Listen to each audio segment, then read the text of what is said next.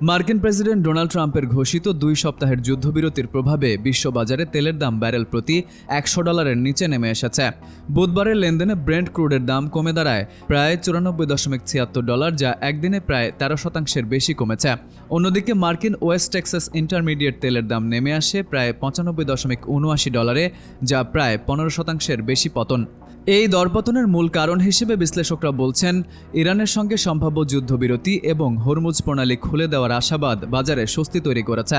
বিশ্বের মোট তেলের প্রায় 20% হরমুজ প্রণালী দিয়ে প্রবাহিত হয়, তাই এই পথ সচল হওয়ার সম্ভাবনা তৈরি হওয়ায় সরবরাহ সংকটের আশঙ্কা কমেছে। এর আগে ট্রাম্প হুঁশিয়ারি দিয়েছিলেন, নির্ধারিত সময়ের মধ্যে প্রণালী না খুললে ইরানের গুরুত্বপূর্ণ অবকাঠামোর উপর হামলা চালানো হবে। পরে তিনি দ্বিপক্ষীয় যুদ্ধবিরতির ঘোষণা দেন।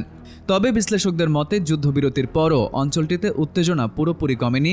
ভবিষ্যতে হরমুজ প্রণালী নিয়ে ঝুঁকি বজায় থাকতে পারে, যা তেলের বাজারে প্রভাব ফেলতে পারে।